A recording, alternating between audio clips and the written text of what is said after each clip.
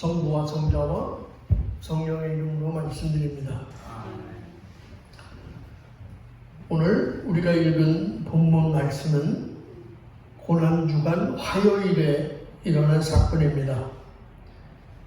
예수님께서는 예루살렘에 입성하셔서 가장 먼저 성전으로 가셔서 제사장들과 결탁하여 이득을 챙기는 장사꾼들을 몰아내시고 성전을 정결케 하셨습니다.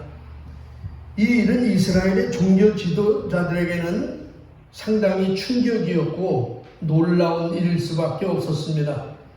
그래서 본격적으로 이스라엘의 지도자들과 예수님 사이에 이제 정면 충돌이 일어납니다. 그래서 오늘 본문 23절 말씀을 보시면 이렇게 이야기하고 있습니다. 예수께서 성전에 들어가서 가르치고 계실 때에 대사제들과 백성의 원로들이 와서 당신은 무슨 권한으로 이런 일을 합니까? 누가 이런 권한을 주었습니까? 하고 물었다 이래요. 당신이 무슨 권한으로 이런 일을 하느냐? 다시 말해서 당신이 무슨 권한으로 성전을 정화하느냐 하는 얘기입니다. 이 싸움은 예수님께서는 메시아이셨지만 이스라엘 지도자들은 예수님을 메시아로 인정하지 않는 싸움입니다. 그들의 목적을 잘 알고 계신 예수님은 도리어 요한은 누구에게서 권한을 받아 세례를 베풀었느냐? 하늘이 준 것이냐? 사람이 준 것이냐? 하고 반문하십니다. 이것을 묻는 것은 세례 요한에 대한 이해야말로 메시아를 이해하는 열쇠이기 때문에 그렇습니다. 우리가 성경을 보면 예수님은 말씀 도중에 대화 중에 늘 자주 질문을 합니다. 그 질문의 대가예요. 예를 들어서 너희는 나를 누구라고 생각하느냐? 이런 질문을 제자들에게 던질 때가 있어요. 또 베드로에게도 네가 나를 사랑하느냐? 이렇게 또 질문하실 때가 있었습니다. 또 너희는 어떻게 생각하느냐? 이런 질문을 통해서 자신을 돌아보게 하고 쟁점을 정리하실 때가 굉장히 많습니다. 그렇습니다, 여러분. 질문을 잘하는 것이 실력이에요. 그죠? 모르면 질문도 못 하잖아요. 그래서 공부 잘하는 학생들은 질문이 좋아요. 그죠? 공부한 내용 중에 핵심을 잡고 질문을 선생님한테 합니다. 그런데 공부하기 싫고 또 수업 시간에 졸던 애들은요, 선생님이 뭐 질문해봐. 모르는 거 있으면 질문해봐. 그러면 꼭 손 들고 이런 질문하는 애가 있어요. 선생님, 소풍이 언제 가요? 우리 학교 체육대회는 언제예요? 개교기념일은 쉬워요? 학교 나와요? 이런 엉뚱한 질문을 하잖아요. 마찬가지로 신앙이 성숙한 신자들을 보면요, 질문이 좋아요. 질문이 아주 수준이 있습니다. 오늘 본문을 딱 보고서도 수준이 있는 분들은 수준이 있는 질문을 해요. 이게 왜 이렇게 나왔죠?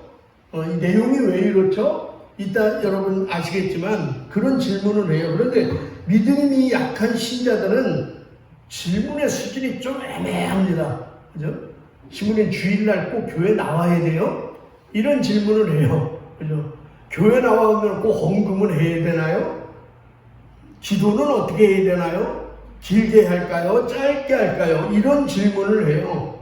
질문을 잘하는 것이 실력이에요. 핵심을 잘 파고들 줄 아는 거죠. 요한은 누구에게서 권한을 받아 세례를 베풀었느냐? 하늘이 준 것이냐? 사람이 준 것이냐? 이렇게 예수님 묻습니다. 질문합니다. 이 말씀은 하늘이 준 권한이 있고 사람이 준 권한이 있다는 거예요. 사람이 준 권한은 무엇일까요? 여러분, 당시 지도자들, 제사장의 권한은 하늘이 준 걸까요? 사람이 준 것일까요? 제사장의 권한은 하늘이 준 걸까요? 사람이 준 걸까요? 어려워요, 질문이? 그럼 사제의 권한은 하늘이 준 걸까요? 사람이 준 걸까요? 사람이?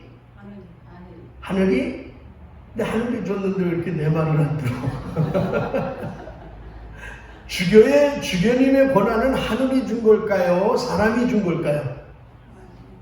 이거 답 잘해야 돼. 신부의 권한은 하늘이 줬다리고 주교의 권한은 사람이 줬다리면 안 되잖아요. 누가 준 거예요? 그런데 이렇게 생각해 보세요. 그 권한으로, 예를 들어서 하늘이 준 권한으로 약자를 억압하고 자신의 이득만을 위해서 사용한다면 이건 내용이 좀 다른 겁니다. 그죠? 아무리 하늘이 준 권한이라 해도. 그래서 예수님은 제사장들에게 너희들의 권한은 하나님에게서 난 것이 아니라 사람에게서 난 것이다. 이런 내용이에요. 왜 그러냐? 그 권한으로 약한 자를 못 살게 하며 가난한 자들을 착취하고 있기 때문이라는 거죠. 실제로 대제사장은 세습직입니다. 레위 지파에서 그 지파에서만 나오는 세습직이에요. 그런데 헬라 후기 시대에 어떤 대제사장은 돈을 주고 제사장직을 샀다는 기록도 있어요. 여러분, 아무리 하나님의 주신 권한이라도 나의 이익만을 위해서 사용하는 권한은 세상이 준 권한이에요. 그죠? 세상이 준 권한이죠. 반면에 하늘이 준 권한이 있습니다. 이 권한은 철저하게 공익을 위해서 사용해요. 공익을 위해서 사용하는 권한입니다. 그 대표적인 분이 바로 예수님이시잖아요. 성경을 보시면 예수님은요, 자신을 위해서 단 한 번의 기적도, 단 한 번의 능력도 사용하지 않으세요. 자신을 위해서는 어떠한 기적도 사용하지 않아요. 예를 들어서 광야에서 40일을 금식하신 이후에 사탄이 와서 예수님을 유혹하잖아요. 돌을 빵으로 만들어 봐라. 여러분, 돌을 빵으로 만들 수 있는 능력이 예수님한테 있어요, 없어요? 있죠. 흙으로 사람도 만드는데 돌을 빵으로 만드는 게 뭐 간단하잖아요. 그런 능력은 충분히 예수님한테 있어요. 그럼에도 불구하고 예수님은 자신을 위해서는 일절 그런 기적의 능력을 사용하지 않아요. 그런데 반면에 조금 후에 오병이어의 기적을 보세요. 광야에 수많은 사람들이 배고파서 힘들어하는 것을 보고 그 사람들을 불쌍히 여겨서 고기 2마리와 보리떡 5개로 5,000명을 먹이시는 놀라운 기적을 베풀잖아요. 다른 사람들을 위해서 자기의 능력을 사용하는 거예요. 자신을 위해서는 자신의 능력을 사용하지 않습니다. 그래서 오늘 빌립보서 2장 8절 9절 말씀을 보고 이렇게 말씀하세요. 당신 자신을 낮추셔서 죽기까지, 아니 십자가에 달려서 죽기까지 순종하셨습니다. 그러므로 하나님께서도 그분을 높이 올리시고 모든 이름 위에 뛰어난 이름을 주셨습니다. 그러니까 예수님의 이름이 모든 이름 위에 뛰어난 이름이고 세상의 모든 권세가 예수님의 이름 앞에 무릎 꿇게 만든 이유는 뭐냐면 예수님의 십자가에 순종이 있었기 때문이라는 거죠. 철저히 낮아짐이 있었다는 거예요. 그리고 그 순종으로 인해서 하늘이 준 권한임을 예수님은 확인하는 거죠. 요한의 세례, 이게 사람이 준 권한이냐 하늘이 준 권한이냐, 이 질문에 난처해진 이들이 모른다고 답변하자 예수님께서는 나도 무슨 권한으로 이런 일을 하는지 말하지 않겠다고 대답하심으로써 일단 저들의 예봉을 꺾으신 후에 오늘 두 아들의 비유를 말씀하셨습니다. 오늘 본문에 나오는 이 두 아들의 비유는 다른 복음서에는 나오지 않고 오직 마태복음에만 기록된 말씀입니다. 아마도 그것은 마태복음이 유대인을 위한 복음서이기 때문에 그렇지 않나 이렇게 생각을 합니다. 28절 한번 보시죠. 또 이런 것은 어떻게 생각하느냐? 어떤 사람이 두 아들을 두었는데 먼저 맏아들에게 가서 얘야 너 오늘 포도원에 가서 일을 하여라 하고 일렀다. 이래요. 이 말씀에서 가장 중요한 것은 포도원도 아니고요. 뭐냐면 저는 오늘입니다. 오늘. 포도원에 가서 언제 일하라고요? 오늘 가서요. 오늘 가서. 며칠 후에 가서 포도원에 가서 일해라 이 말씀이 아니잖아요. 한 달 후에 가서 일해라 이 말씀이 아니에요. 오늘입니다. 이게 무슨 의미냐? 순종은 즉각적이어야 한다는 거예요. 한 달 후에 순종하고 일주일에 순종하는 게 아니라 오늘이에요. 오늘. 하나님의 일은 내일로 미루는 것이 아니라 오늘 해야 한다는 겁니다. 회개도 내일이 아니에요. 내일 나는 회개할 거야. 아닙니다. 오늘이에요. 우리가 이웃을 사랑하는 것도 일주일 후부터 사랑해야지. 그게 아니에요. 오늘부터 사랑하는 거예요. 우리는 무엇을 해도 늘 나중이야. 늘 나중. 무엇을 시켜도 나중이야. 너한테 이거 조명 필름 좀 붙이라는 지가 벌써 한 달이 넘었는데 나중이잖아. 성탄 전까지 내가 될지 안 될지 모르겠어. 오늘이 없어. 우리는 늘 나중에. 믿어도 나중에. 기도도 나중에. 감사도 나중에. 전도하세요. 차차 할게요. 나중에. 차차막입니다. 과거에 빌리그레암 목사님과 사역을 같이 하는 그 뒤에 함께 하는 부흥단이 있었어요. 우리나라도 왔었는데 그 중에 킴 윅스라는 한국인 시각 장애인이 있었습니다. 이 여자분인데 이분이 6.25 전쟁 때 실명을 하고 고아원에 들어가서 살았는데 미군의 도움으로 미국 인디아나 주립대학을 졸업하고 오스트리아로 넘어가서 성악을 전공했어요. 그리고 성악가가 되었습니다. 그 이후에 이 빌리그레암 이 부흥단에 들어가서 찬양과 간증을 맡아서 이제 함께 사역을 했던 분입니다. 이분이 이런 간증을 해요. 사람들이 장님인 나를 인도할 때 100m 전방에 뭐가 있습니다. 20m 전방에 뭐가 있습니다. 이렇게 말하지 않는다는 거예요. 단지 바로 앞에 물이 있습니다. 여기 바로 앞에 계단이 있습니다. 이렇게 일러준다는 거예요. 그러니까 바로 앞에 층계가 있으니 발을 올려놓으라고 하면 그냥 올려놓는다는 거야. 그러면 나는 나를 인도하시는 분을 믿고 한 걸음씩 한 걸음씩 움직이면 하면 가고자 하는 목적지에 도착할 수 있습니다. 이렇게 간증을 해요. 하나님이 우리를 인도하시는 방법도 이와 똑같다는 겁니다. 우리는 10년 후로는 알지 못해요. 그죠? 10년 후에 내가 이 땅에 있을지도 몰라요. 20년 후에 내가 어떻게 될지 아무도 알지 못합니다. 그러나 오늘 무엇을 해야 할 것인가를 우리에게 보여주시는 그 하나님께 믿음으로 순종하며 오늘을 살면 하나님은 내일을 인도하셔서 마침내 내 생애를 하나님이 계획하신 그곳으로 이끌어 가시고 도달케 하신다는 거예요. 오늘입니다. 오늘 순종하는 게 중요해요. 오늘을 살아야 내일이 있는 거고요. 오늘을 살아야 20년 후도 있는 거죠. 지난주에 말씀을 보면 우리는 늘 아침 새벽부터 포도원에 가서 일하려고 하지 않아요. 지난주에 제가 여러분한테 질문하니까 여러분이 제일 많이 손든 게 몇 시에 가는 게 제일 좋겠냐 하니까 5시야. 아까 더불님 5시. 그죠? 5시에 가서 1시간이라고 한 대란 리온을 받는 것을 우리는 좋아합니다. 그렇죠? 그리고 또 그것을 부러워해요. 그래서 우리는 늘 순종도 나중에 한다고 하는 거예요. 그런데 여러분, 우리에게 주어진 시간과 기회는 영원하지 않다는 것을 우리가 늘 깨닫고 살아야 돼요. 내일은 내 시간이 아니에요. 내일은 내 시간이 아닙니다. 하나님이 허락하셔야 내일의 시간이 나의 시간이 되는 겁니다.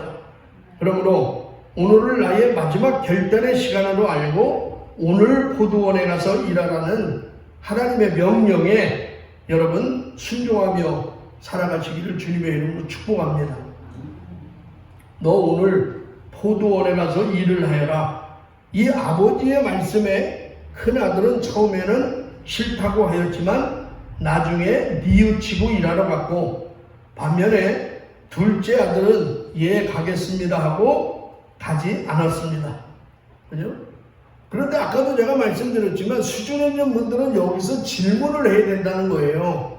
왜 그러냐면 개역 성경이나 다른 성경을 보면 요 아들의 순서가 바뀌어 있어요. 개역 성경에는 큰 아들은 가겠습니다 하고 가지 않았고요. 둘째 아들은 싫습니다 하고 나중에 갔어요. 공동번역은 바뀐 거예요, 지금. 그죠? 큰 아들은 싫습니다 하고 갔고, 둘째 아들은 안 가겠습니다. 가겠습니다 하고 안 갔어요. 이 순서가 바뀌었죠. 왜 이런 일이 일어나냐면, 요거는 어떤 사본을 사용하느냐에 따라서 내용이 달라져요. 여러 개의 사본이 있잖아요. 어떤 사본을 우리가 선택하느냐에 따라서 내용이 다른 거지. 공동번역을 보니까 바뀌었어. 역시 저거 이단 아니야? 뭐 이렇게 생각한다면 신앙의 초보다 이 말씀입니다. 자, 그런데 여러분 이런 생각을 해보셨습니까? 만약에 이 가정에 아들이 셋이었다면 어떻게 되었을까 하는 거예요. 하나는 안 가겠다고 하고 가고, 또 하나는 가겠다고 하고 안 가고, 셋째 아들은 가겠다고 하고 갔다. 그죠? 이러면 얼마나 좋겠느냐 이거예요. 그런데 그런 아들은 없다는 것이 성경의 말씀입니다. 그런 아들은 없어요. 의인은 없나니 하나도 없다는 거예요. 성경은. 그런 아들은 세상에 존재하지 않다는 거죠. 아버지의 마음에 정말로 합한 그런 아들은 없습니다. 자, 먼저 첫째 아들은 처음에는 일하러 안 가겠다고 하다가 나중에는 갑니다. 29절 말씀 같이 볼까요? 맏아들은 처음에는 싫다고 하였지만 나중에 뉘우치고 일하러 갔다 그랬어요. 여러분, 왜 큰아들은 포도원에 일하러 갔다고 해요? 성경은 뉘우쳤기 때문이다 이렇게 얘기합니다. 뉘우쳤다는 말이 뭐예요? 회개했다는 말이죠. 그죠? 뉘우쳤다는 게 뭐예요? 생각을 바꾸는 거예요. 마음을 새롭게 바꾸는 게 뉘우치는 거예요. 그래서 뉘우치고 큰아들은 갔다는 거예요. 근데 여러분, 뉘우치기 위해서는요 중요한 게 있어요. 뭔지 아세요? 내가 무엇을 잘못했는지를 알아야 돼요. 그래야 뉘우치잖아요. 내가 무엇을 잘못했는지 모르면 사람은 뉘우치질 않아요. 오늘 큰아들은 무엇을 깨닫고 뉘우쳤을까? 무엇일까요? 큰아들은요 바로 아버지의 마음을 깨닫는 거예요. 아버지의 마음을 깨닫는 겁니다. 지금까지는 내 생각만 하고 내 맘대로 살았는데 이 아버지의 마음을 느끼기 시작하는 거예요. 그것을 깨닫고 뉘우치는 겁니다. 저희 집은 일남일녀예요. 제 위로 누님이 한 분 계신데 아주 어렸을 때부터 저희 어머님은 저를 극진히 생각해주고 사랑해 주셨어요. 그 외아들이니까 저희 어머님은 아주 아들 저한테 용돈을 줘도 조금 더 주고 이랬어요. 그런데 희한하게 우리 아버지는요 우리 누님을 더 사랑했어요. 아주 어렸을 때부터 우리 누나를 그렇게 사랑했어요. 그 이삭의 가정과 비슷해. 그죠? 이삭의 가정도 이삭은 에사우를 사랑했잖아요. 저 사냥을 잘해서 먹을 걸 잘 가져오니까. 리브가는 야곱을 사랑했잖아요. 이게 편애하는 가정이야. 저희 집안도 그랬어요. 그래서 저는 어렸을 때부터 아버지와 둘이 있는 시간을요 같이 못 있었어요. 무서워서. 그러니까 잠을 자다가도 어머니가 먼저 나가면 제가 의식이 없을 때도 제가 기어 나왔대. 방에서. 아버지와 같이 있기 싫어하는 거예요. 이게 밥을 아버지랑 둘이 먹는 게 저는 너무너무 힘들었어요. 소리 한마디도 안 하고 씹는 그 소리도 내면 안 되고 난 그게 너무너무 힘들었어. 그래서 아버지하고는 나는 청소년기 때는요 얼굴 눈 마주치기도 싫었어요. 그런데 그 무섭던 아버지가요 어느 날 저하고 아주 가장 친한 친구가 되었어요. 지금은 아주 친구처럼 너무너무 저는 아버지가 좋아요. 근데 이게 언제 느꼈냐면요 제가 장가가고 우리 시집을 딱 낳아보고 길러보니까 그 마음을 알겠는 거야. 왜 우리 아버지가 첫째 딸을 사랑했는지. 제가 그래요. 물론 둘째 딸을 사랑하지 않는다는 게 아니야. 딸을 낳으니까 아버지의 마음을 깨닫게 되더라고. 이게 아버지의 사랑이구나. 내 생명까지 줄 수 있는 것. 이것이 아버지의 사랑이구나. 그걸 깨닫는 겁니다. 이 큰아들은요, 나중에 아버지의 마음을 알고 뉘우치고 포도원에 간 거예요. 성경에 구체적으로 나오진 않지만 그 아버지의 마음을 느끼고 깨닫고 뉘우치지 않았을까, 그런 생각을 합니다. 그럼 둘째 아들은 말로는 간다 하고 안 갑니다. 말로는 가서 일할게요 하고 안 가요. 누구의 모습이죠? 나의 모습이잖아요. 나의 모습이야. 우리는 늘 말로만 해요. 늘 말로 하고 행동으로 옮기지는 않잖아요. 고백은 잘하는데 행동하진 않아요. 근데 저만 그런가요? 많은 신자들이 그렇게 신앙생활해요. 이번 주부터 교회 빠지지 말아야지. 내일부터 성경 읽어야지. 내일부터 기도해야지. 말은 잘합니다. 다짐은 잘해요. 그런데 그게 행동으로 연결이 안 돼. 그렇죠? 주는 그리스도요 하나님의 아들입니다. 베드로가 고백했는데 그 고백이 행동으로 연결되지 않았잖아요. 예수님이 십자가의 길을 가는 걸 막았잖아요. 베드로도 똑같은 거야. 고백은 하는데 행동으로 연결이 안 돼요. 그 이유가 뭘까 하는 거예요. 오늘 둘째 아들이 일하러 가겠습니다 하고 가지 않은 이유가 도대체 뭘까? 정말 거짓말한 걸까? 아버지한테? 거짓말한 걸까? 저는 그렇지 않다고 생각합니다. 정말로 일하려 가려고 했을 거예요. 근데 나중에 가기가 싫은 거지. 행동으로 옮겨지지 않는 거지, 고백이. 이런 거예요. 오늘날 예수님이 제자들에게 이렇게 묻습니다. 얘들아, 너희도 나를 떠나려느냐? 저 많은 사람들이 나를 떠났는데 너희도 나를 떠나려느냐? 이렇게 또 질문을 해요, 예수님이. 근데 그 제자 중에 베드로가 당당히 나서서 뭐라고 하냐면, 주님, 여기 있는 모든 사람이, 그러니까 다른 제자들이야, 다른 제자들 여기 있는 모든 사람이 주님을 떠나도 저는 절대로 주님을 떠나지 않겠습니다. 죽을 때까지 주님을 떠나지 않겠습니다. 이렇게 장담을 합니다. 그런데 정말 그랬어요? 얼마 후에 베드로는 주님을 떠나잖아요. 그때 3번이나 주님을 부인하고 예수님을 떠납니다. 근데 여러분, 베드로의 마음이, 베드로의 고백이 거짓이었을까요? 그게 거짓이었을까? 저는 정말이었다고 생각해요. 베드로는 정말 예수님을 떠나기 싶은 마음이 없었어요. 죽을 때까지, 죽는 자리까지 예수님과 함께하고 싶었어요. 그런데 3번을 부인합니다. 왜 그래요? 그 말을 지킬 능력이 베드로에게는 없는 거예요. 에? 말은 했는데, 고백은 했는데 그것을 행동으로 옮길 능력이 없는 거예요. 능력이. 나중에 보세요. 그런데 사도행전을 보면 베드로가 성령의 충만함을 받고 나서는 어떻게 해요? 하나님의 복음을 목숨 걸고 증거하잖아요. 그죠? 감옥에까지 끌려갑니다. 감옥에 끌려가서 매를 맞아요. 그러면서 너는 예수의 이름으로 아무것도 증언하지 말아라. 간수들이 그렇게 얘기를 하잖아요.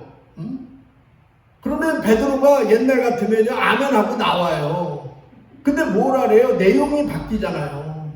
내용이 바뀌어요. 예수의 이름으로 내가 어떻게 증거하지 않겠느냐. 내용이 바뀌잖아요. 그리고 나중에 순교의 자리까지 다다르게 됩니다.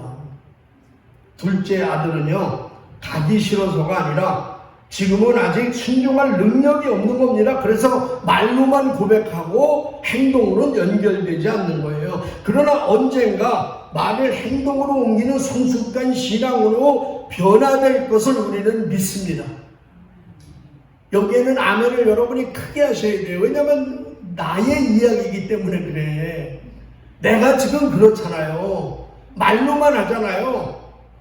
내 삶은 변하지 않잖아요. 그러나 언젠가 내가 신앙이 성숙해지고 성령으로 우리가 새롭게 내 마음이 변화되면 내 말이 내 행동으로 연결되는 그런 날이 올 줄로 믿습니다.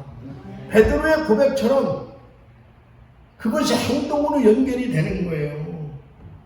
오늘 31절에서 예수님은 오늘 말씀을 이렇게 끝맺어요.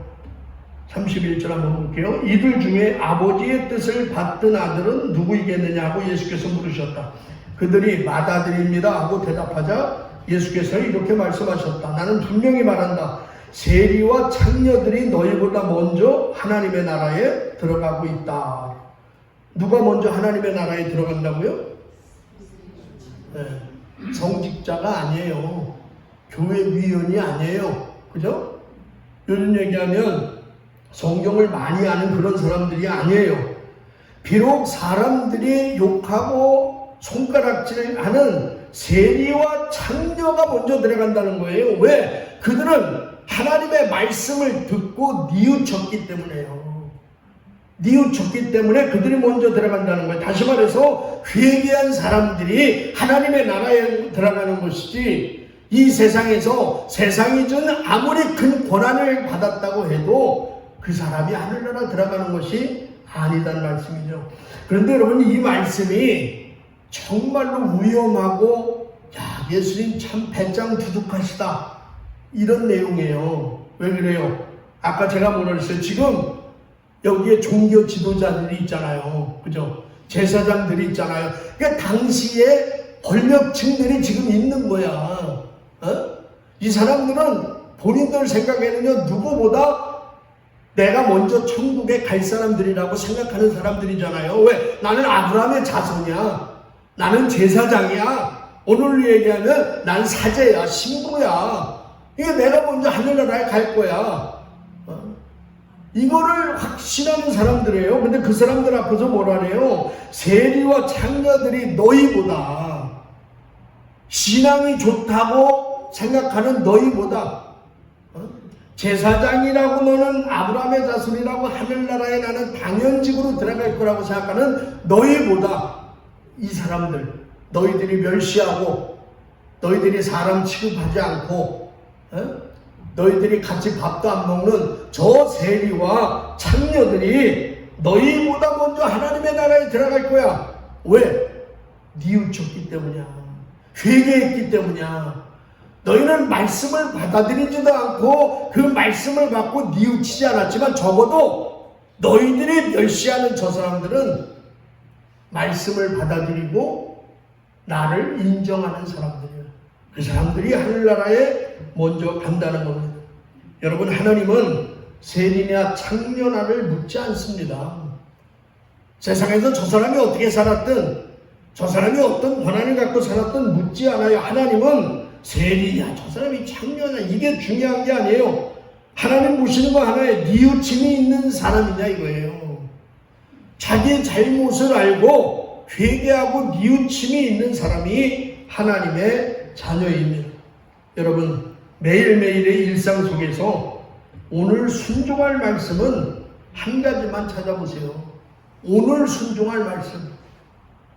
오늘 포도원에 가서 일해야, 오늘 순종할 말씀을 한 가지만 찾아보시고 오늘을 순종의 날로 만드는 그런 삶을 훈련해 보면 좋겠습니다.